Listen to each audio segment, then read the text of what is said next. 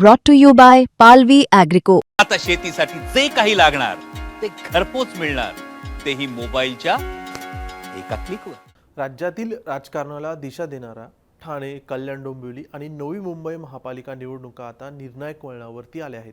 गेल्या 5 वर्षात झालेल्या अभूतपूर्व राजकीय उलथापालथीनंतर या 3 महापालिका केवळ स्थानिक स्वराज्य संस्था न राहता राज्यातील सत्ता समीकरणांची चाचणी घेणारी रणभूमी ठरणार आहेत. ठाणे, नवी मुंबई आणि कल्याण डोंबिवलीत नेमकं महायुती आणि महाविकास आघाडीत कशी लढत असणार आहे हेच आपण या व्हिडिओमध्ये पाहणार आहोत. नमस्कार, मी स्वानंद. तुम्ही पाहतात मुंबई तक. मागील 29 वर्षांपासून ठाणे महापालिकेवरती शिवसेनेची सत्ता आहे. मात्र 3 वर्षांपूर्वी झालेल्या फाटाफुटीनंतर शिंदेची शिवसेना आणि उद्धव ठाकरेंची शिवसेना आमने सामने उभ्या ठाकले आहेत.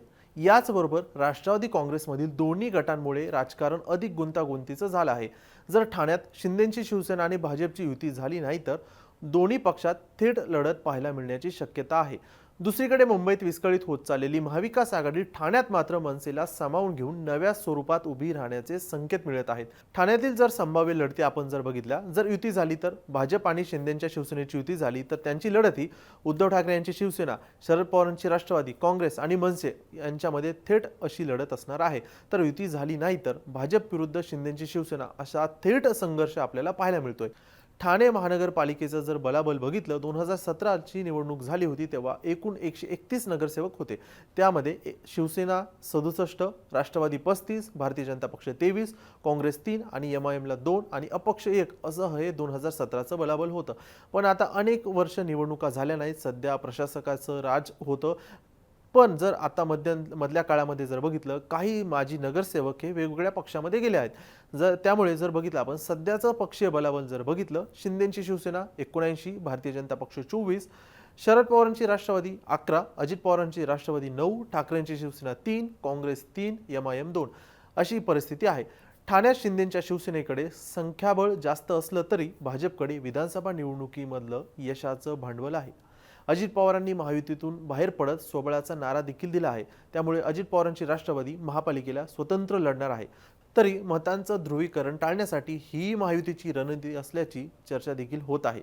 जर आपण आता कल्याण डोंबिवली महानगरपालिकेमध्ये बघितलं, पॅनल पद्धतीमुळे गणित बदलणार आहे. कल्याण डोंबिवली महानगरपालिकेमध्ये सुरुवातीला शिंदेची शिवसेना विरुद्ध भाजपाशी थेट लढत होणार असल्याचं चित्र होतं. मात्र शिंदेच्या माजी नगरसेवकांच्या भाजपमध्ये प्रवेश दिल्यामुळे उफाळलेला वाद थेट केंद्रीय गृहमंत्री अमित शहांच्या कानापर्यंत पोहोचला होता. दिल्लीतून आलेल्या आदेशानंतर युतीची शक्यता वाढली आहे. त्यामुळे युती झाली तर निवडणूक एकतर्फी ठरू शकते. ठाकरेंची शिवसेना आणि मनसेची स्थिती एकदम कमकुवत आहे अशी परिस्थिती सध्या आहे. बहुतांश माजी नगरसेवक भाजप किंवा शिंदेच्या शिवसेनेत गेले असून आणखी काही प्रवेश होण्याची आता येणाऱ्या काळामध्ये शक्यता वर्तवली जात आहे. जर 2015चं पक्षीय बलाबल पाहिलं तर एकूण जागा 122, शिवसेना 53, भाजप 43, मनसे 9, काँग्रेस 4, राष्ट्रवादी 2, बसपा 1, एमआयएम 1 आणि अपक्ष तब्बल 9 होते.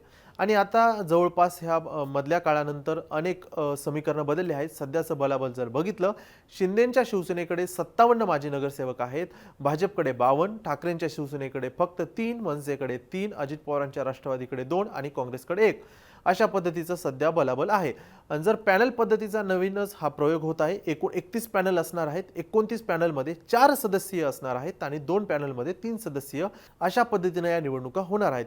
या पद्धतीमुळे संघटनात्मक ताकद आणि स्थानिक समन्वय अधिक महत्त्वाचा ठरणार आहे. जर आपण आता नवी मुंबई महानगरपालिकेचं समीकरण पाहिलं तर राष्ट्रवादीची घसरण झालेली आहे आणि यामध्ये भाजपचा उदय देखील झाल्याचं आपल्याला पाहायला मिळतंय. नवी मुंबईमध्ये गेल्या 10 वर्षात राजकीय चित्र पूर्णपणे बदललं आहे. 2015 मध्ये सर्वात मोठा पक्ष असलेला राष्ट्रवादी काँग्रेस पक्ष आज सर्वात लहान पक्ष झाला आहे. तर तेव्हा केवळ 6 नगरसेवक असलेला भाजप आज सर्वात मोठा पक्ष बनला आहे. 2015चं पक्षीय बलाबल पाहिलं, एकूण जागा 111, त्यामध्ये राष्ट्रवादीला 52 जागा मिळाल्या होत्या, शिवसेनेला 38, काँग्रेसला 10, भाजपला फक्त 6, अपक्ष 5 असं 2015चं बलाबल होतं. सध्याचं बलाबल पाहिलं तर भाजपकडे 57 माजी नगरसेवक आहेत, शिंदेच्या शिवसेनेकडे 45, ठाकरेंच्या शिवसेनेकडे 5, शरद पवारांच्या राष्ट्रवादीकडे फक्त 2, अजित पवारांच्या राष्ट्रवादीकडे 1 आणि काँग्रेसकडे प्रत्येकी 1 असे हे माजी नगरसेवक सध्या आहेत. नवी मुंबईत महायुतीत सत्तेसाठी स्पर्धा सुरू आहे. युती झाली तर उमेदवारी न मिळालेले इच्छुक महाविकास आघाडीकडे वळण्याची शक्यता आहे. युती नाही झाली तर भाजप विरुद्ध शिंदेची शिवसेना असा थेट रणसंग्राम अटळ आहे. ठाणे, कल्याण डोंबिवली आणि नवी मुंबई या तीनही महापालिका मुंबईनंतर महत्त्वाच्या आहेत.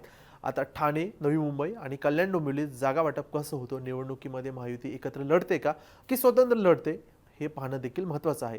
बाकी या सर्व महानगरपालिकेच्या निवडणुकीच्या अपडेटसाठी तुम्ही पाहत राहा मुंबईत.